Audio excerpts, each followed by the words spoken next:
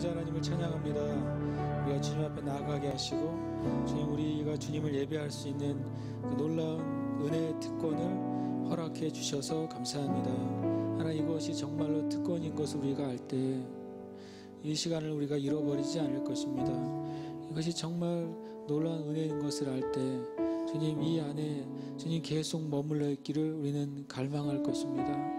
하나님, 귀한 것, 가치 있는 것이 무엇인지 아는 지혜를 주시고 깨닫는 마음을 주시고 믿음으로 그 안으로 들어가는 은혜를 허락해 주시옵소서.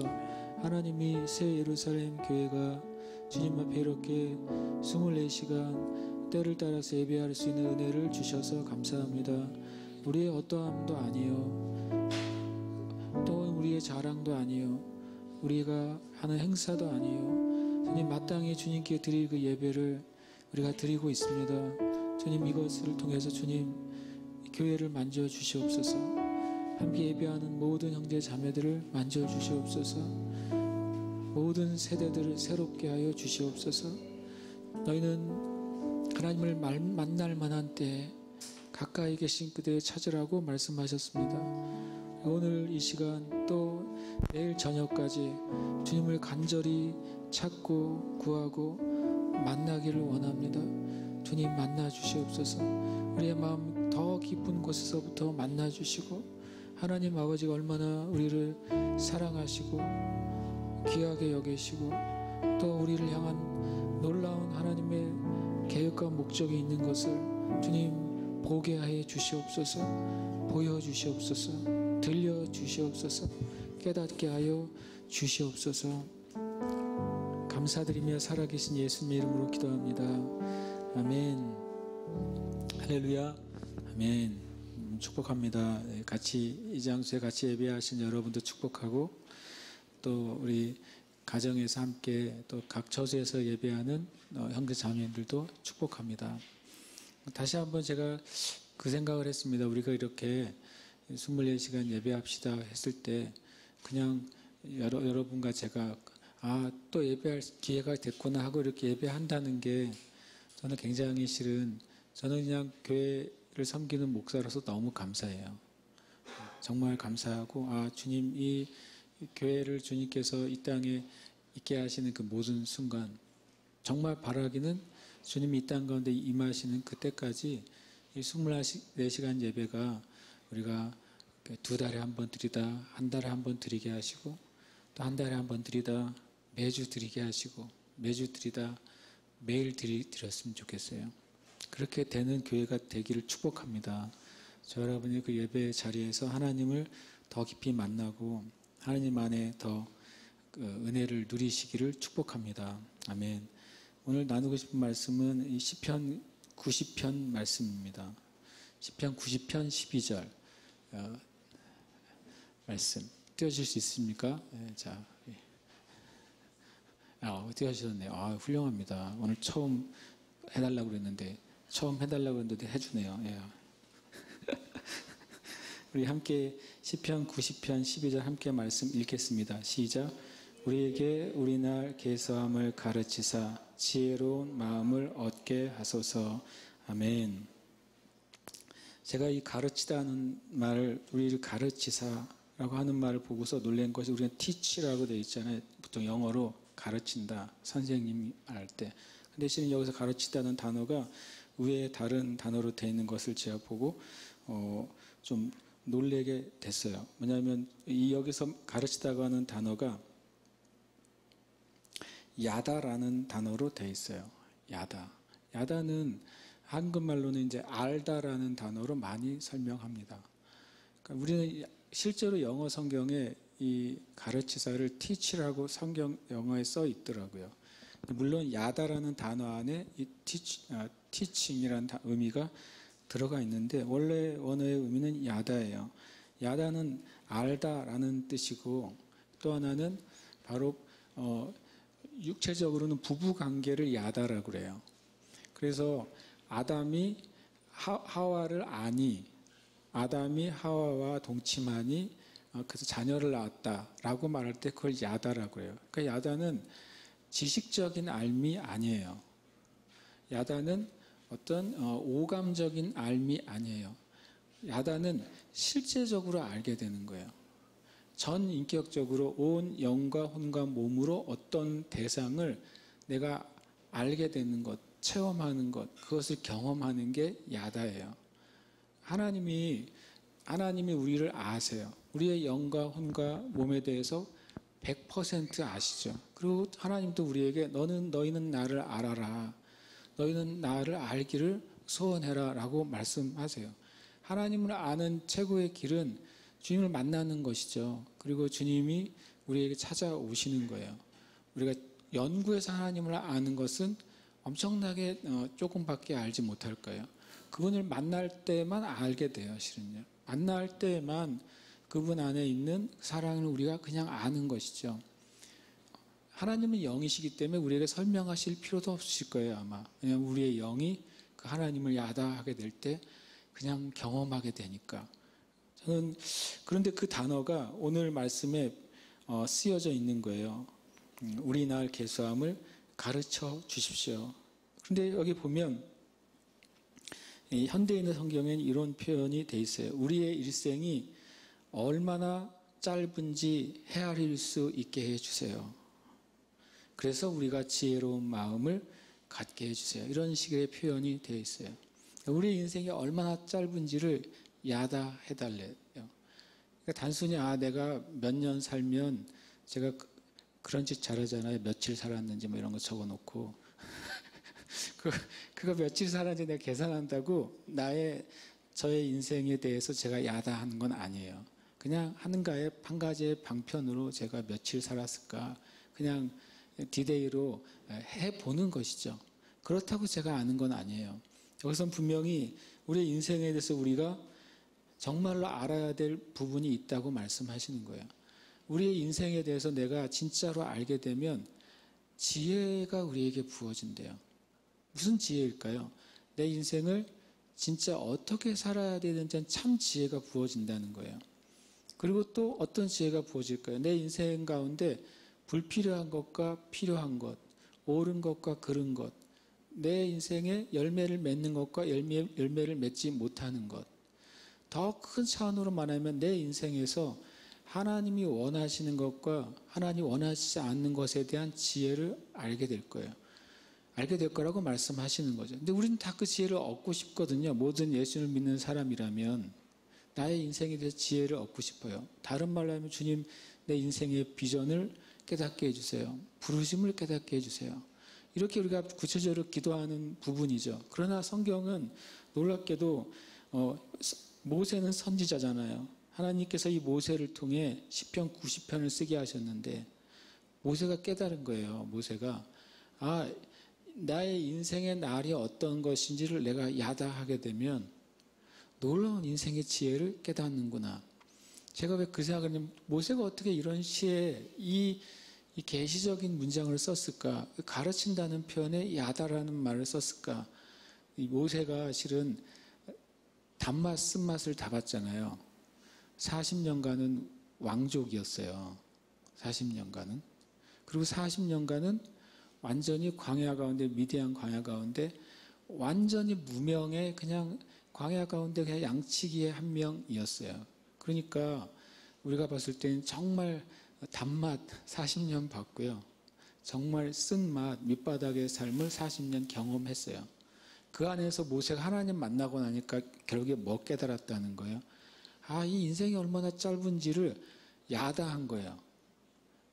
그냥 그 80년이 모세에겐 그냥 그 진정한 가르침이 된 거예요. 인생의 뭔지에 대한 진정한 가르침. 그러나 80년 혼자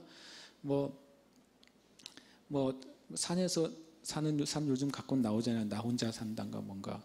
그렇게 80년 있는다고 해서 야다하는 게 아니라는 거예요. 그 80년이 아니라 모세가 800년을 살아도 몰라요. 그런데 80년이 지났을 때 하나님을 만나고 나니까 그 80년 인생에 대해서 깨달은 거예요. 우리가 하나님 만날 때에만 내 인생이 무엇인지를 야다하게 돼요. 그리고 나서야 그 다음에 인생의 진정한 지혜를 얻게 돼요. 그래서 인생의 진정한 지혜가 뭘까? 다행히도 성경은 많이 얘기를 해주세요. 그래서 그 중에 하나를 이제 나누고 싶어요. 그 중에 우리가 잘 아는 인생의 지혜가 하나 있어요. 요한일서 2장 말씀이에요. 요한일서 2장 15절, 16절, 17절 말씀. 요한일서 2장 15, 16, 17절. 찾으셨습니까? 같이 함께 읽겠습니다. 시작. 이 세상이나 세상에 있는 것들을 사랑하지 말라. 누구든지 세상을 사랑하면 아버지의 사랑이 그 안에 있지 아니하니 이는 세상에 있는 모든 것이 육신의 정욕과 안목의 정욕과 이색의 자랑이니 다 아버지께로부터 온 것이 아니요 세상으로부터 온 것이라. 이 세상도 그 정욕도 지나가되 오직 하나님의 뜻을 행하는 자는 영원히 거하느니라. 아멘. 이거 말씀 없애지 마시고 계속 보여주세요. 제가 나눌 때. 현대인 성경이 이렇게 되어 있어요. 여러분은 세상이나 세상에 속한 것들을 사랑하지 마십시오. 누구든지 세상을 사랑하면 그 사람에게는 하나님 아버지에 대한 사랑이 없습니다. 15절 우리가 읽은 말씀은 이 세상이나 세상에 있는 것들, 이 세상도 사랑하지 말고 이 세상에 있는 그 어떤 것들도 사랑하지 말래요. 만약에 우리 안에 이 세상에 대한 사랑과 어느 의미는 끌린다는 표현이 되어 있어요. 이 세상에 대해서 내 마음이 계속 끌려요. 그리고 이 세상에 있는 어떤 것들에서 내 마음이 계속 끌려요. 마음만 끌리다가 이제 그것에 대해서 어떤 것이 생기냐면 그것을 얻고 싶은 욕망이 내 안에 생겨요. 그러니까 세상으로 가고 싶은 욕망, 그리고 세상에 있는 그 어떤 것들을 내가 취하고 싶은 욕망이 내게 발생하면 성경은 뭐라고 말하냐면 그렇게 되는 순간 뭐가 없어진다고요? 아버지의 사랑이 그 안에서 떠나가요. 우리가 예수님 믿으면서도 놀랍게도 아버지의 사랑이 우리 안에 느껴지지 않을 수가 있어요. 이 말씀에 의하면. 예수님 믿고 신앙생활을 하는데 내 삶 가운데 세상을 추구하고 세상을 갈망하는 마음이 내 안에 들어오면 그만큼 하나님의 사랑이 밀려난다는 거예요. 그것은 성경에서 명확하게 말씀하고 있어요. 그래서 제가 이 말씀을 이 말씀을 한 3주 전부터 계속 지속적이고 반복적이고 저로 묵상하게 하세요. 그러니까 주님이 왜 묵상하게 하실까요? 내 안에도요, 제 안에도 주님이 이 세상에 대한 것을 주님이 제거하고 싶은 게 있으신 거죠. 주님은 제 마음에 주님의 사랑이 완전히 다스리기를 원하시는 거예요. 제 마음이 조금이라도 세상에 대한 추구나 또는 갈망이 있기를 주님 원치 않으시는 거예요. 또 세상적인 요소, 세상에 속한 그것을 제가 그것에 끌리거나 그것을 추구하기를 주님이 원치 않으시니까 저한테 계속 그 말씀을 하시겠죠. 단순히 주님이 너 이거 설교해라, 이거 설교해라, 설교할 때까지 계속 말할 거야, 이렇게 나한테 생각나게 하시는 건 아니란 말이에요. 이건 저한테 하시는 말씀인 거죠. 먼저 저한테 주님이 계속 주장하시는 거예요. 너 안에 세상에 대한 끌림과 사랑에 대해서 점검해라.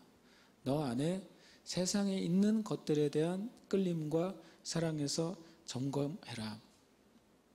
이거 점검하지 않으면 내가 주님을 쫓아가지만 내 안에 그만큼 주님의 사랑이 그 자리에 없어요. 내가 아무리 발버둥을 쳐도 없어요. 왜냐하면 내가 세상에 그만큼을 줘버린 거예요. 내 마음의 어떤 영역을 세상과 세상에 속한 것에 이미 줘버렸어요. 그런데 어떻게 내가 거기서 하나님의 사랑을 찾겠어요? 그러니까 안 되는 일이죠.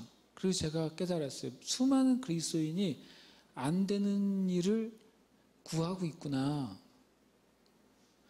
아주 오래된 가요에 안 되는 줄 알면서 왜 그랬을까? 그런 노래가 있어요. 웃는 사람만 아는군요. 그러니까 안 되는 줄 알아야 되는데 예수 믿는 사람들이 모른다는 거예요. 근데 성경엔 안 된다고 말을 했어요. 그런데 우리는 주님께 계속 구해요.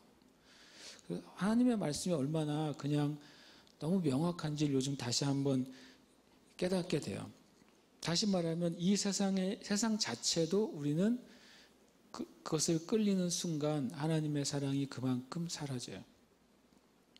그 세상에 있는 것들도 끌리는 순간 사라져요. 제일 무서운 말은 뭐냐면 전 그 말이었어요. 아버지의 사랑이 그 안에 없대요. 원래 의미는 아버지의 사랑이 그 안에 더 이상 없다라고 말해요. 그걸 사랑하는 순간, 추구하는 순간. 근데 심지어는 그리스도인들 어느 정도까지 그걸 사랑하냐면요.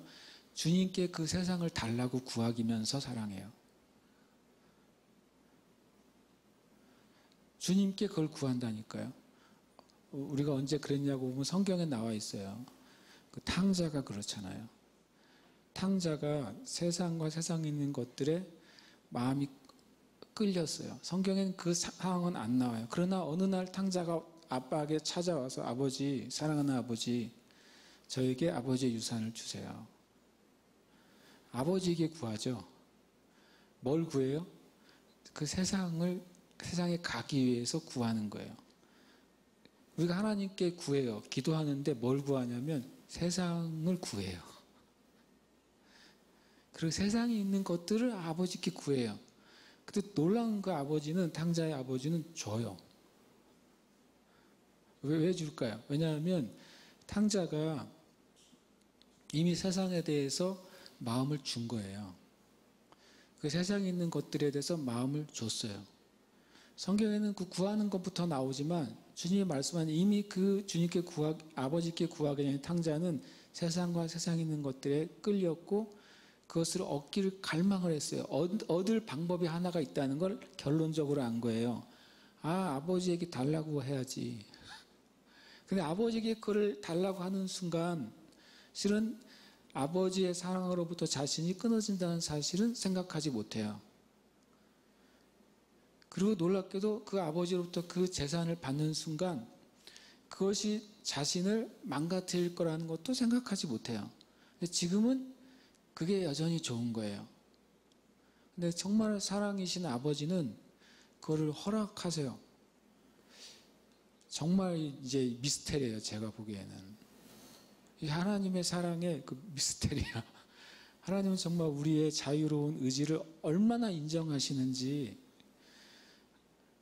우리가 하나님을 위해서 구하지도 않고 하나님의 것을 구하지도 않고 우리가 하나님 앞에 세상과 세상에 있는 것을 구하는데 주실 때가 있어요. 왜냐하면 우리의 자녀의 권리를 주님이 인정하세요. 우리가 뭐가 됐어요? 예수님을 믿을 때요? 하나님의 자녀가 됐죠. 하나님 아버지의 자녀는 뭘 가지고 있어요? 상속권을 가지고 있어요. 하나님이 얼마나 큰 사랑이시냐면 그걸 법으로 정해놓으신 거예요. 네가 예수님을 영접할 때 너희들은 나의 자녀가 되고 자녀로서의 권세인 상속권이 있다. 그 탕자가 땡겨 받은 거죠. 미리 가불해서 받은 거예요. 가불해서 원래 유산은 아버지 돌아가셔야 나눠지는 건데 아버지 돌아가시기 전에 미리 땡겨서 유산을 받은 거예요. 이거 불효막심한 아들이 어디 있어요. 근데 아버지는 법을 정하신 거죠. 네가 나의 자녀가 되면 나의 아들 예수 그리스도와 함께하는 상속권을 너에게 주겠다. 그리고 하나님은 주신 걸 안 뺏으세요. 우리에게 완벽한 자유의지를 주셨어요.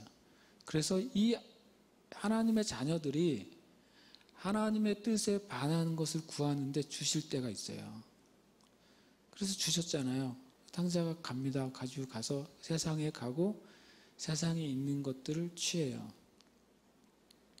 그런데 뭘 배우게 됩니까?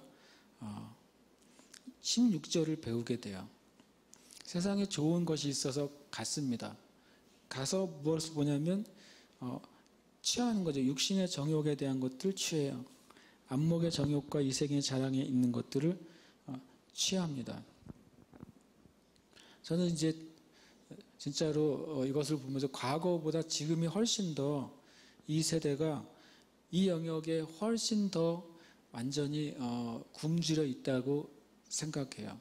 굶주려 있는 것을 떠나서 이미 빼앗겨 버렸다고 생각해요. 그러니까 특히 저는 이제 제일 많이 이 세 가지 중에 그 통로가 눈이에요. 눈. 육신의 정욕과 이생의 자랑이 들어오는 통로가 눈이라는 걸 요즘 깨달아요. 저도 눈이 나쁘잖아요. 뭔가를 많이 봐가지고 좋은 걸 많이 받기를 주님께 간절히 구하는데 지금의 세대는 더더욱이 눈을 쉬지 않고 떼지 않고 계속 봐요. 아마 우리 전 부모님의 세대보다 10배 이상 무엇인가를 보고 있을 거예요. 10배 이상. 끊임없이 봅니다. 끊임없이 저는 눈이 100년 사는 사람이 눈이 100년 동안 무언가를 본다는 게 너무 신기해요. 신기해요. 여러분 만약에 조그마한 아령을 몇 번이나 이렇게 들었다 놨다 할 수 있겠어요? 한 몇십 번만 하면 힘들어서 못할걸요? 근데 그걸 만약에 하루 종일 한다고 생각해 보세요. 와, 전부 다 엄청난 사람들이 되겠죠. 그러니까 몸의 기관 중에 쉬지 않고 무엇인가 일하는 기관이 눈에 잘 보이지 않는 몇 가지가 있지만 눈에 보이는 것 중에는 눈인 것 같아요. 눈. 우리가 잠자기 전에는 쉬지 않죠. 물론 보이지 않는 기관들은 신기하게도 주님이 우리 껍데기로 쌓아놓으신 안에 있는 것들은 쉬지 않고 일해요. 평생. 껍질로 쌓아놓은 우리 몸이요. 몸으로 쌓아놓은 안에 있는 것들이 멈추면 우리 죽어요. 그죠? 그런데 겉에 있는 것은 겉에 보이는 건 쉴 수가 있어요. 손도 일하지 않을 수 있잖아요. 멈출 수 있을 수 있죠. 발도 그렇게 할 수 있죠. 입도 안 먹을 수도 있어요. 그죠? 코는 숨 안 쉬면 안 되겠구나. 그렇지만 그런데 실은 놀랍게도 눈이 끊임없이 깨있는 동안에 끊임없이 일하는데 그게 세 가지 통로가 다 들어와요. 육신의 정욕도 눈을 통해 들어와서 우리 안에 그 힘을 얻어요. 안목의 정욕도 눈을 통해 들어와서 힘을 얻어요. 이생의 자랑도 눈을 통해 들어와서 힘을 얻어요. 근데 주님이 뭐라고 하냐? 그것은 세상으로부터 온 게 아니래요. 아버지로부터 온 게 아니래요. 이 모든 게 다 아버지로부터 온 게 분명히 아니라고 말씀하셨어요. 이 세 가지는요, 하나님께로부터 온 게 하나도 없어요. 그런데 정작 우리가 주님께 육신의 정욕에 관계된 것을 엄청 구하면서 사는 거예요. 안목의 정욕에 해당되는 것들을 그 하나님께 엄청 구해요. 실은 그건 아버지께로부터 온 게 아닌데. 그리고 이생의 자랑도 끊임없이 하나님께 구해요. 그거는 아버지께로부터 온 게 아닌데 아버지께 구해요. 그것은 다 세상으로부터 온 거예요. 저 여러분이 이 세 가지를 벗어나고 그리고 정말 인생을 알 수 있는, 인생을 야다할 수 있는 그 기회가 뭘까 많이 생각해 봤어요. 제가요. 어떻게 하면 내가, 이것은 이 세상에 속해 있잖아요. 그리고 우리의 육신은 이 세상 가운데 살아가요. 그러니까 물고기가 물속에 있는 것처럼 이 세 가지는 우리 주변에 너무 충만하게 가득한 거예요. 그냥 충만해요. 그냥 그 안에 우리는 살아가는 거죠. 물고기가 그 물 밖으로 나가면 죽을 것 같은 것처럼 저와 여러분은 이 세 가지 영역에서 빠져나올 수가 없어요. 그럼 어떻게 하면 내가 이것을 뛰어넘어서 진짜 아버지가 주시는 것을 얻을 수 있을까 하는 거예요. 왜냐하면 이건 아버지로부터 온 게 아니래요. 그리고 또 17절을 한번 볼까요? 17절에 보니까 이 세상도 그 정욕도라고 표현했어요. 그러니까 이 세 가지를 한마디로 정욕이라고 표현한 거죠. 정욕은 뭐냐면 더러운 욕심이에요. 그러니까 하고자 하는 욕구인데 죄의 욕심, 더러운 욕심이 정욕이에요. 실은 하나님이 우리의 삶에 욕구를 주셨어요. 우리 예배팀 이름을 이제 크레이브 워십이라고, 전 크레이브는요 때로는 부정적으로도 많이 써요. 뭔가를 추구하는 것, 갈망하는 것. 근데 부정적인 것도 갈망할 때도 크레이브라고 그래요. 그런데 크레이브가 또 한 가지 방면이 있어요. 뭐냐면 하나님을 갈망하고 하나님에게 있는 어떤 것을 갈망할 때도 크레이브라는 단어를 쓰더라고요. 똑같이 갈망하는 것이죠. 그러니까 죄된 갈망, 수치스러운 갈망, 더러운 갈망은 이 정욕이에요. 근데 거룩한 갈망은 성경은 그것을 경외함이라고 그래요. 거룩한 것을 갈망하는 거죠. 이 세상에 속한 것이 아닌 어떤 것을 내가 추구하는 거예요. 근데 세상에 속한 것은 눈에 보이고 감각으로 경험되고 다른 사람도 다 좋다고 하는 거예요. 근데 하나님께 속한 것은 눈에 안 보이고 그리고 우리의 육신으로 쉽게 경험되지 않고 세상 사람들이 별로 추구하지 않는 거예요. 그러니까 이것은 어떤 면에서는 우리가 다른 차원의 문이 열려야지 그것을 추구할 수 있게 돼요. 그리고 그 가치를 내가 알게 되어야 그래야 추구하게 돼요. 저는 이제 바라기는 우리가 주님 앞에 예배할 때 그 가치가 역전됐으면 좋겠어요. 내가 하나님을 예배할 때 내 안에 하나님께 나아가면서 여전히 세상을 달라고 하나님께 구하고 있고 하나님을 예배하면서도 여전히 내 육신의 것이 해결되지 않는 것을 그 하나님께 구하는 거예요. 그런데 아세요? 하나님도 똑같은 걸 주시는데요. 다른 걸 주시는 거예요. 하나님도 육신의 건강을 주세요. 근데 그 하나님의 주신 육신의 건강은 생명이신 예수님을 통해 주시는 거예요. 하나님도 우리에게 재물을 주시는 분이에요. 마귀는 만몬을 통해 재물을 구하지만 하나님이 원래 재물의 주인이시거든요. 본 주인이 주님이에요. 마귀는 뭐예요? 도둑질한 자예요.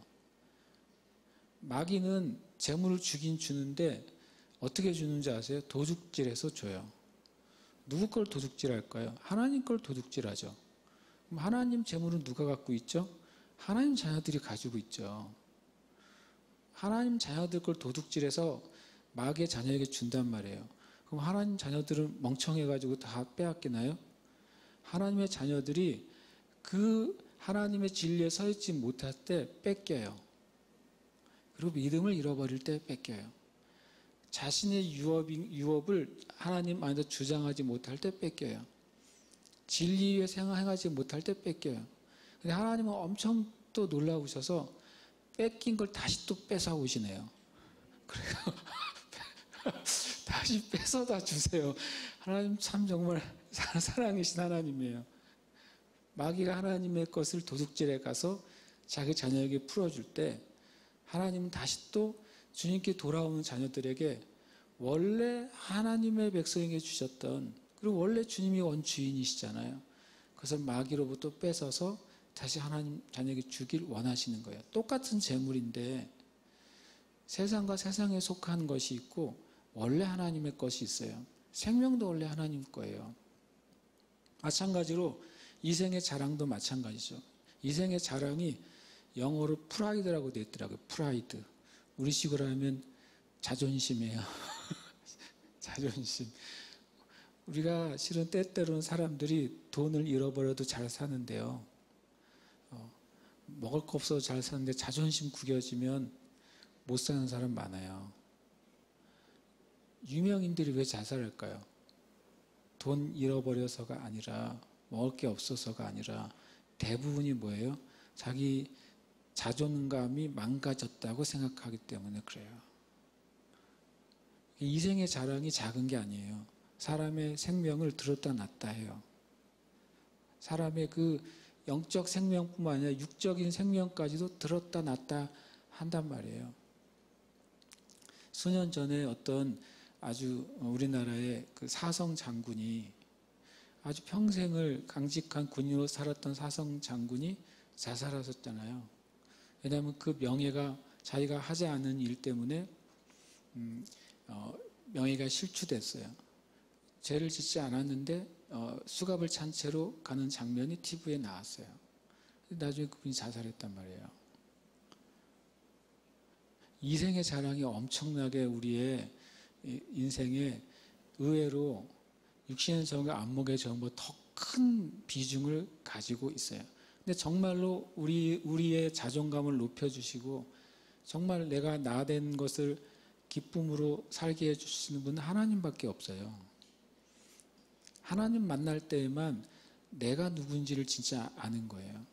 예레미야가 하나님을 만나는 순간 나는 아이다, 말할 줄 알지 못한다. 자기의 자존감이 그 자리에 있었거든요. 그런데 하나님이 나는 너를 태중에 있을 때부터 열방의 선지자로 내가 너를 지었는데 라고 말씀하실 때 예레미야가 자기의 자존심, 자기의 자존감이 어디에 있었는지를 비로소 알아요. 하나님을 만나야 나의 자존심이 회복이 된단 말이에요. 나의 자존심이 하나님께서 회복됐기 때문에 이제는 누가 내 자존심을 깎아내릴 수가 없어요.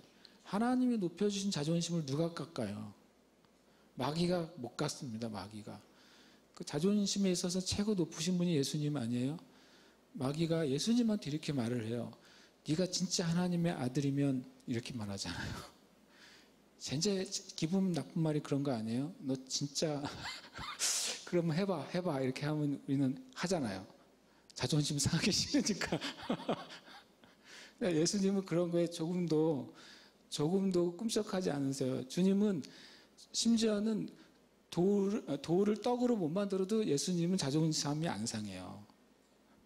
왜냐하면 예수님의 자존감은 그냥 하나님이시고 하나님의 아들이시니까 마귀가 이러든 마귀가 저러든 일이 일어나든 일어나지 않든 예수님의 자존감은 그대로인 거예요.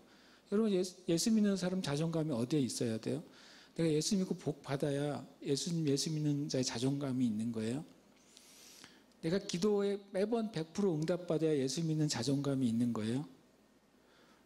예배 드리고 손 들 때마다 그냥 뻥뻥 넘어가야 영적 자존감이 있는 거예요. 아니잖아요.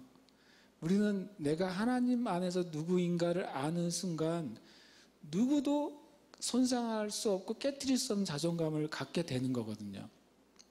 이게 최고의 자존감이에요, 실은. 그러니까 이 하나님께로부터 오는 게 있고 세상으로부터 오는 게 있는데 모양은 비스무리해요. 마귀의 장기는 딱 하나잖아요. 거짓말 그리고 모조품, 이 두 가지가 마귀의 장기인데 진짜는 아예 없어요, 마귀는. 그런데 우리가 진리 위에 서 있지 못하는 만큼 모조품에 잘 속는 거죠. 더 놀라운 거는요, 모조품인지도 아는데도 갖고 싶어요. 내가 하나님 안에서의 나를 발견하지 못하면 모조품이에요, 제가 분명히. 다 알아. 그래도 나는 갖고 싶어요. 그거 내가 소유하고 싶어요. 그걸 소유하고 싶으면 언젠가 진짜를 얻을 수 있을 거라고 착각해요. 일단 마귀는 진짜를 줄 수 있는 존재가 아니잖아요. 마귀는 진짜 것을 줄 수가 없어요. 하나님에게 속한 것을 하나님 백성들을 속여서 뺏을 수는 있어도 하나님에게 뺏을 수는 없거든요. 진짜는 하나님에게 있으니까. 하나님은 속임을 허용하지 않으신다고 스스로 말씀하셨어요. 그러면 우리가 예배하면서 뭘 찾았으면 좋을까 제가 생각했어요. 우리가 하나님 아버지에게 있는 걸 좀 찾아야 되겠다. 하나님 아버지에 있는 것을 계속 추구하고 찾다 보면 내 안에 나도 모르게 들어와 있는 세상과 세상에 속한 그 이끌림과 갈망, 내가 어느 순간부터 주님께 나가서 그걸 추구하고 있는 거. 근데 하나님은 진짜를 갖고 있다고 다시 말씀드렸어요. 세상과 세상에 있는 추구를 내가 포기하면 진짜가 온다. 가짜를 포기하면 진짜가 오는 거죠. 근데 이게 어려운 거예요. 왜냐하면 그 부자 청년이 예수님께 와서 내가 어떻게 해야 구원받을 수 있겠습니까? 그랬더니 너는 주님이 말씀하신 대로 행해라. 그랬더니 내가 어려서부터 행했습니다. 무엇이 더 부족합니까? 라고 말하니까 너의 있는 것을 다 팔아서 가난하게 주면 하늘에서 보화가 있을 거라고 그랬어요. 주님이요, 너 죽은 다음에 복 받을 거라고 말씀하시지 않았어요, 실제로. 하늘로부터 보화가 너에게 올 거라고 말한 거예요. 근데 그게 안 보이잖아요. 보장이 안 되잖아요. 우리 눈에. 그러니까 그 청년이 근심하면서 갔대요. 그 근심이 재밌잖아요. 그는 구원을 취하기를 원해요. 하나님 말씀대로 살기를 원해요. 그런데 예수님이 제시한 것을 행동하기 너무 힘든 거예요. 왜냐하면 그것을 하는 순간 그걸 잃어버리고 다시 되찾지 못할 것 같은 거죠. 결국에는 그 청년은 하나님에게 세상을 구하는 거였어요. 하나님에게 세상에 속한 것을 구하러 온 것이죠. 주님이 그것을 사랑하시면서 말씀하셨다고 성경은 말해요. 주님 참 사랑하시는 거예요. 저는 보면서 그 부자 청년이 이 땅에 수많은 그리스도인인가 아닌가 생각이 드는 거예요. 왜냐하면 주님을 참 사랑하시는데 이 땅에는 수많은 그리스도인들이 예배하면서 기도하면서 진리를 찾고 바른 길을 찾고 어떻게 하면 내가 하나님대로 살까를 찾아요. 근데 주님이 네가 그동안 이끌리고 추구했던 세상에 속한 것 그리고 세상 그거를 내려놔라. 그럼 내가 진짜를 줄 수 있어 라고 말씀하시는 거죠. 우리가 그거하고 줄다리기 하고 있다고 저는 생각해요. 우리가 마음에서 계속 줄다리기를 하는 거예요. 줄을 확 놔버리면 다시 그 줄을 못 잡을 것 같아요. 우리 마음 안에. 참 우리 안에 어쩌면 속고 있는 것이죠. 그러니까 성경은 분명히 내가 진짜다라고 말씀하시는 거예요. 우리가 추구하는 것이 무엇이든 진짜는 하나님에게 있는 거예요. 여러분과 제가 구하는 기도 제목이 무엇이든 진짜는 항상 하나님께 있어요. 우리는 그것을 잊어버리면 안 돼요. 그래서 우리가 속지 않아야 돼요. 그래서 그렇게 되면 모세가 깨달은 것처럼 진짜 인생이 이거구나. 하나님 만날 때 내가 그것을 야다하는 거죠. 확 체험을 하는 거예요. 내 영 안에서. 그러고 나면 많은 것의 변화를 우린 볼 거라고 저는 믿어요. 지금 참 좋은 세상이에요. 주님 만나기에 좋은 세상이에요. 주님이 온 세상을 한번 지금 멈춰놨어요. 제가 이런 생각을 했어요. 주님이 태양을 멈추거나 지구의 자전을 멈춘 것보다 지금이 더 세상을 멈추셨다. 세상을 완전히 올스톱을 시켜놓고 다 새로 세팅을 하기 시작하시잖아요. 주님이 얼마나 놀라우신 분인지 그리고 얼마나 두려우신 분인지 우리가 알게 돼요. 주님의 지혜와 주님의 계획과 목적을 우리가 다 알 수는 없지만 하나님은 하나님의 일을 행하고 계세요. 그래서 우리는 우리가 할 일을 하면 돼요. 감사하게도 우리가 주님을 만날 수 있는 예배라는 통로를 허락해 주셨어요. 예배에는 찬양도 있죠.